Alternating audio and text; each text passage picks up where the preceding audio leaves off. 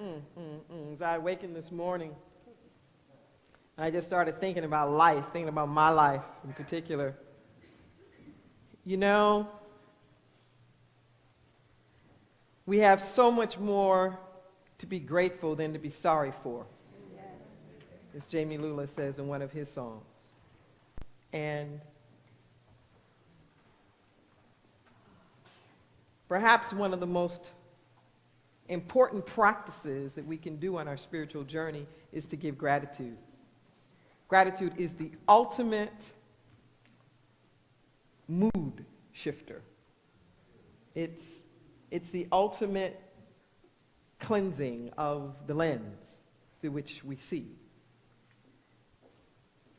I remember a number of years ago in one of our prison visits, the Imam Michael Salam, whom we did a lot of work with at Pleasant Valley, was saying to the men that one of the first signs of an unbeliever is a lack of gratitude. I remember that really struck me, and I've thought about that. The greatest signs of an unbeliever is a lack of gratitude. And there's no question in my life that when I get into those places of unbelief and disbelief and my faith is starting to wane and all the rest of that, I'm not in gratitude. That's a guarantee. And the moment I start to get into gratitude, something shifts. You hear me say quite often that everything that we ever needed to really know, we know if we think about child rearing. It's kind of similar to everything I needed to know I learned in kindergarten. When you really think about it, and if you reduce everything down to what it would be like when you're parenting a 5, 6, or 7-year-old, you say, what is it that they go through and what is it that they need to learn, right? You know what happens when your kids get into a lack of gratitude. Now I don't have enough this, and I don't have that, and I don't have any toys, and I don't have any friends, and everything's boring, everybody's picking on me, and nobody loves me, and blah, blah, blah. And what do you want to say? Get a grip. Is that not what we say? Get a grip. Stop that narrative. And why do we tell them to stop that narrative? Because we know it's never ending.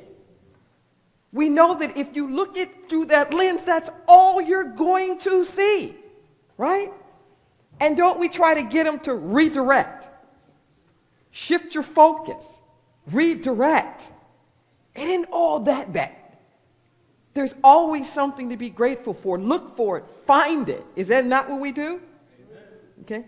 We need to start treating our own selves when we're in that state like we're 5, 6, 7-year-olds.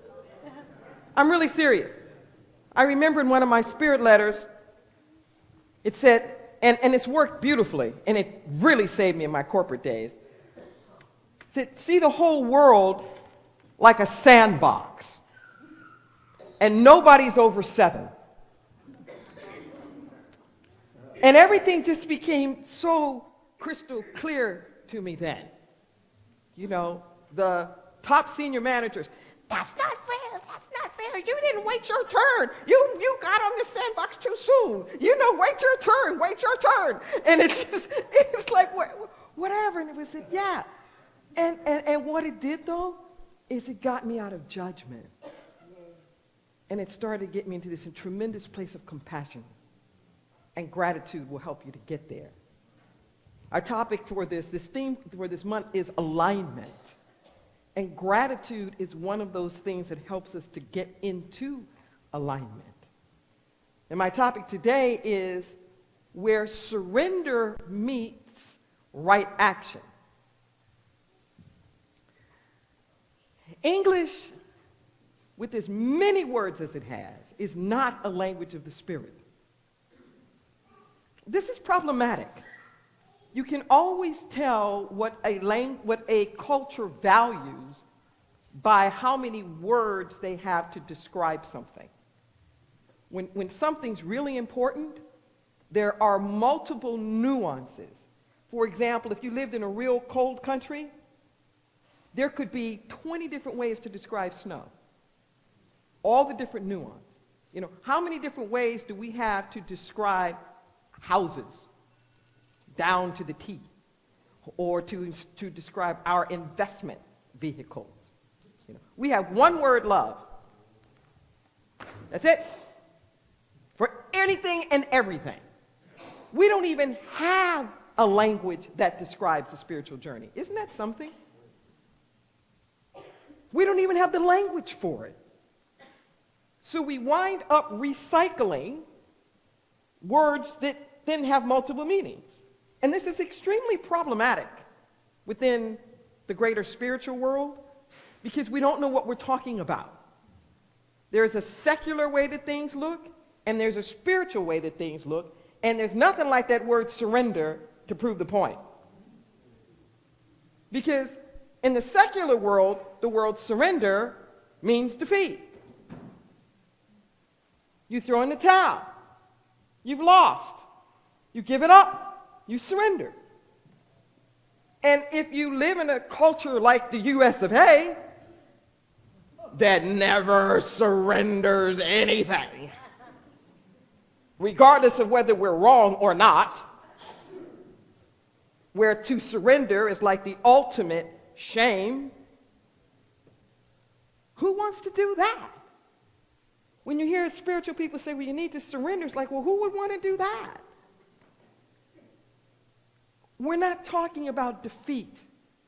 From a spiritual standpoint, it is just the opposite. From a spiritual standpoint, surrendering is not throwing in the towel because you are defeated. Surrendering is just the opposite.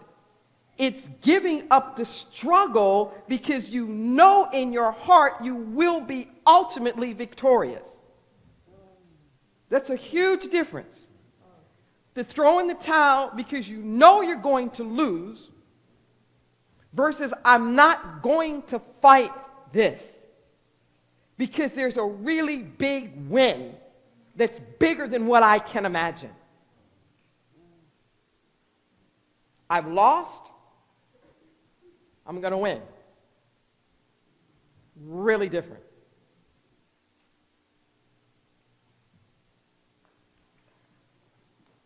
This place of spiritual surrender is a place of utmost humility.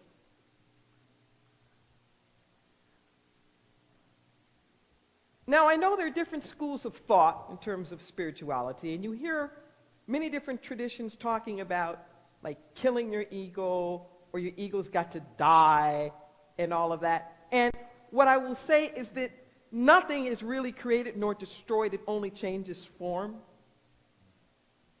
So what we call your ego dying is really more of a surrender. What we call your ego, because your ego can't really die. It just can't keep being what it's being. It's like the little brat's got to grow up. It's got to reform. It has to transform. So you die to being a brat, but that's because you've become something new. Nothing ever really dies. It transforms into something else. There's never the end. There's no the end. If one thing ends, it's because another thing is coming forth. If the branches fall off the tree, that's not the end. It's so new branches can come. If that tree topples over and doesn't have branches anymore, then it becomes compost for the next trees and the next branches. But there's something in life that's constantly cycling and recycling. In addition to how we act as human beings and putting everything down to what we know in our earliest development, look at nature. The best teacher of spirituality that you can ever have is look at nature. What is happening in nature? Nothing in nature holds on. There is no holding on in nature. Nature is in that constant state of what we would call spiritual surrender. It's always willing to release. It's always willing to let go. There's no expectation on the tree's part that from season to season and year to year, it's going to look the same way. There's nothing about the tree that's trying to hold on to every limb or every leaf. It's not doing that. The ocean's not trying to repeat itself. The sunsets aren't trying to repeat themselves. Are you with me? So things happen, they enjoy it, they let it go, and there's the next. Fully present, fully present. Nothing's laying dormant. It may look that way to our eye. For example, in the wintertime, it may look like something's laying dormant or there's nothing happening, but that's not true. There's all these things that are happening subsurface. Okay? There's a night that comes alive. There are creatures and a whole energy field that comes alive at night that's different than what's alive in the day. But it's all there. Are you with me? It's the same thing in your life. Even what you call being asleep. It's just brain waves at another level. We're not unconscious. As a matter of fact, your dream state is one of your most powerful states. In our society, we've so gotten away from our dream state as a place of wisdom and discernment and understanding. And if you go to most spiritual traditions, your dreams are really important. They're real guideposts. So much of what we call the Holy Bible is just full of dreams and visions. That's what's in there. And interpretations of these dreams and visions. But we've created a society that doesn't even value it. The reason why I bring it up is that the guidance that we get in those moments of quote unquote the surrender and of the release, we're not necessarily getting the guidance from our typical ways of getting information.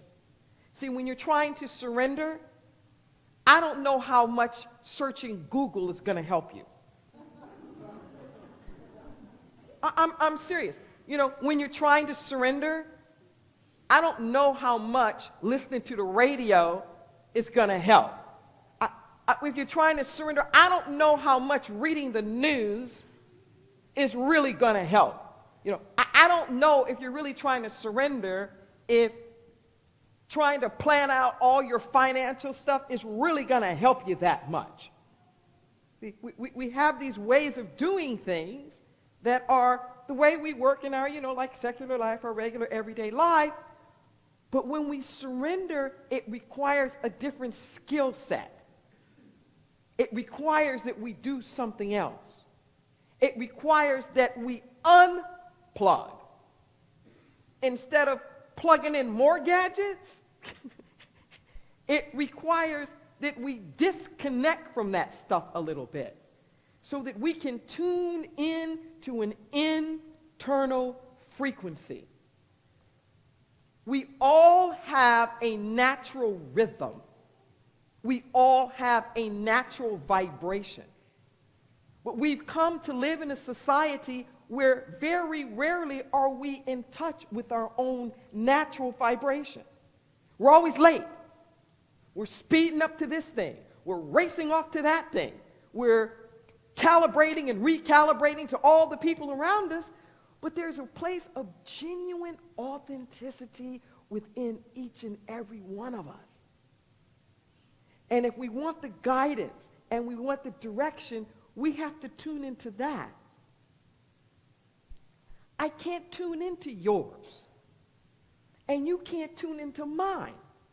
How often when we are surrendering and we're wanting some answers, I'm trying to find my answers through somebody else.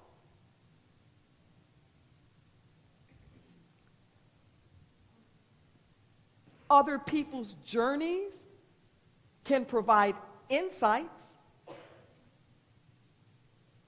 Books, music, or whatnot can help maybe give you a little kaleidoscopic twist on how you're looking at things. But ultimately, when you're moving to that place of surrender, there is a place of attunement within you. I'm getting in my mind's eye now a picture of a pitchfork. There's a tuning. There's a tuning. You have to give yourself permission to hear your own key.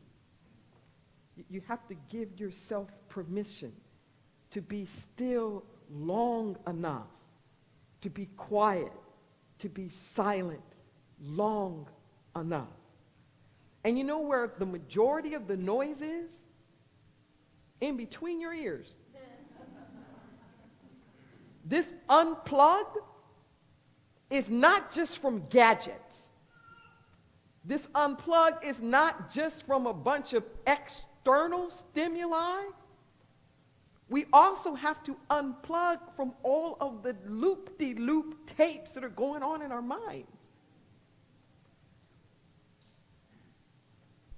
You've heard, I'm sure, that the universe abhors a void. And what will happen in our human psyche is that when there is a lack of information, we fill it in. When we don't know what's going to happen, we create scenarios of what's going to happen. And these scenarios are usually based upon our past experience or the way that we have been programmed. For example, if you had a table and you had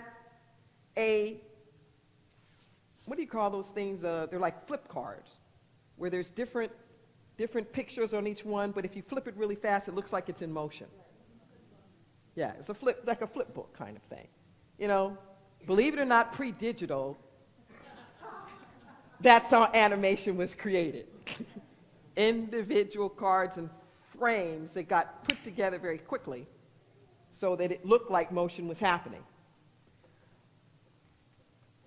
So if you were to design one of those, and let's say you had a pitcher that got to the edge of a table, pitcher of water, and in the flip cards, the pitcher fell off the table but stopped.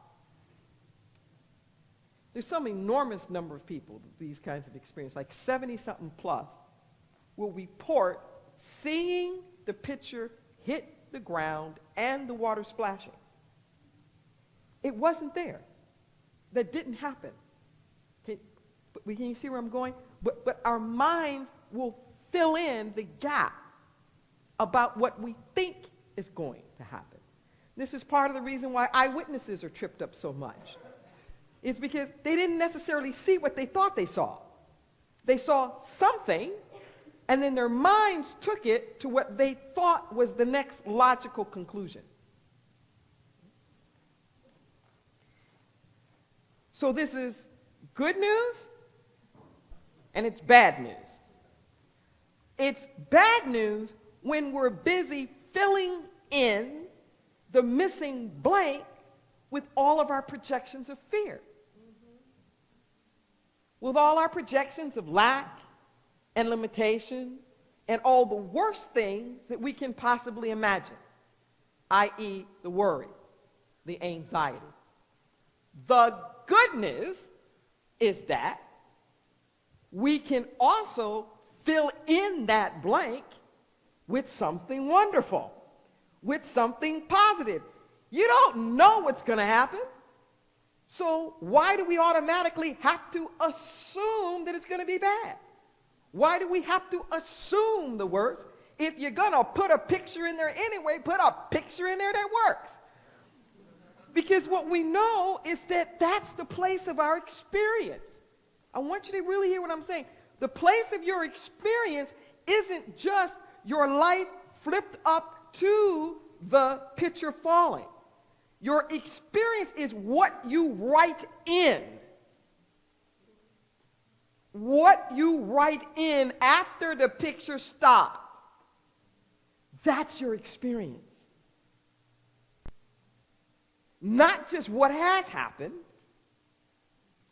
but the way you fill in the blank about what happens from here. Whether it's in the next moment, the next second, the next week, this could be anything. Your health, your relationships, your job, your finances, how you deal with you. It could be anything. But there's this process that's happening. Are you with me?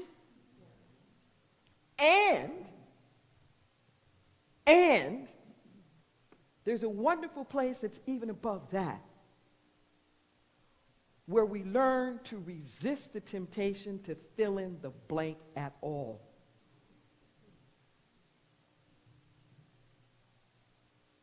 That's the place of real surrender, where we resist the temptation to fill in the blank. Now, filling it in with good stuff beats filling it in with bad stuff. So if you're gonna fill it in, at least do that. But those are both based upon what we know or what we think we know. But there's so much better, there's so much more possible than what we know. So this place of spiritual surrender that I'm talking about is a bit of hanging out a minute. Now, to your ego, it feels like an eternity. To your ego, it feels like the abyss. To the ego, it feels like, are you crazy? Can't you see that train coming down to hit us? Do something. Well, we'll pray about it. Do something. We'll pray. No, prayer's not doing anything. Prayer meditation is one of the best things that you can do in that moment of surrender. Because if you're willing to suspend, okay? And what it takes is humility. That's what it takes. It's to say to that ego self, you're really creative, and I'm sure that you could come up with some wonderful things at the end of this flip card. But you know what? You know what? You're not as smart as you think that you are. Now, I know this may seem hard to believe, but I used to have an enormous ego. Now, I know that is really hard to believe. I actually thought I had this thing down pat by 15. Now, I know I'm probably not alone, but my ego might have been a little bit bigger than the average bear's. And there were certainly lots of external things to back that up. And I want you to really hear what I'm saying. It's humility that I'm talking about. To just say to your ego, I know you know what you know, but there's actually some stuff you don't know. And now I'm 180 degrees on the other end. Now I don't want to control, because I know that everything would be on me and my little limited resources. I am grateful that I don't know. I'm not trying to know everything. I'm not trying to fix everything. I'm not trying to run everything. I'm not trying to control everything. Let God be God. You hear a lot of people saying, I'm busy doing the work of God. That's the problem now. You need to let God do God's work. You do your work. I'm not trying to do God's work. Let God be God. Because what I know now is that there is this thing called right action. I may not like it. I may not understand it. It certainly never is on my timetable. I can tell you that for sure. And it seems to be elusive, but what I know is that it's only elusive when I refuse to look at it. Right action is only elusive when I'm busy stuck in what I think I know. Right action is only elusive when I'm trying to make right action how I think it ought to be. But if there is any part of you whatsoever that's willing to get in alignment with divine order, if there's any part of you whatsoever that's willing to say, I surrender all, I'm not going to put my angst on the table, and I'm not going to put my agendas on the table. This surrender's on both. It's surrendering all the wonderful things that we think we want, as well as all of the stuff we're running away from that we know we don't want. You're equally controlled by both.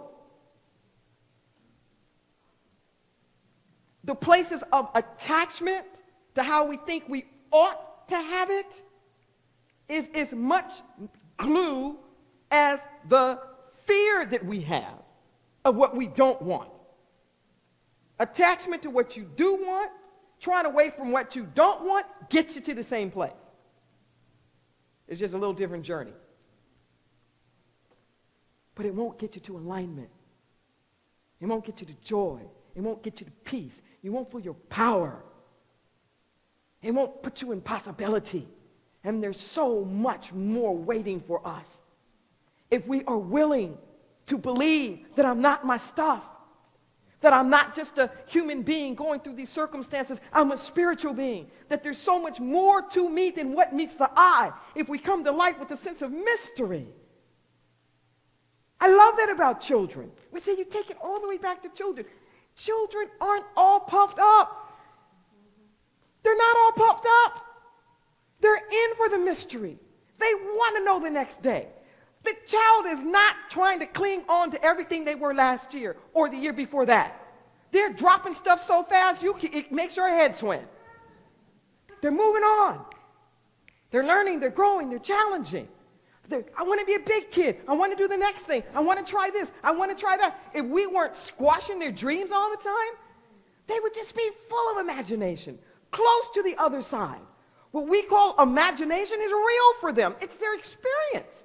Because they're living in dimensions of spirituality. It's not just pretend. The veil is thinner for them, the younger that they are. We have to come under this as a little child, so it says. Not naive and immature, but with a sense of wonder and expectation and possibility. And there is so much waiting for us. Oh my God, what an adventure this thing called life is. I want you to think about your life for a moment. Think about these moments of great turning. These moments where things just suddenly started to open up and suddenly started to work, and you started feeling things that were impossible in your mind before. You were helped in ways that you couldn't imagine. There were healings that took place that you couldn't even imagine. Can you think of a time?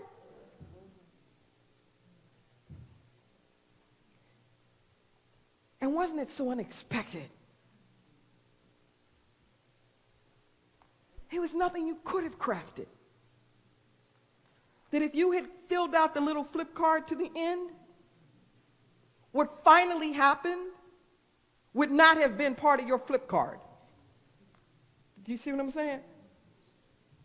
So if we get too attached to the picture of how we think it ought to be, we're limiting the great is. So as I'm starting to bring this down now, when you're coming to that place of surrender, don't be defeated. God's everywhere. You can't lose anything. You can't ruin your life. It's just a little different journey. But you can meet God in the gutter, at the bottom. You can meet God at the Himalayas, the top. God's everywhere. You just to get to decide where your bottom is. My bottom's just higher now. I don't have to slip so far down before I grab hold of myself and say drama's optional. We don't have to do this. If there's any part of you that hungers for life more abundantly, if there's any part of you that hungers to really experience the real you, then I invite you to get into alignment through this process of spiritual surrender. It will make a believer out of you. It will. Yes? Yes. Let's take a breath.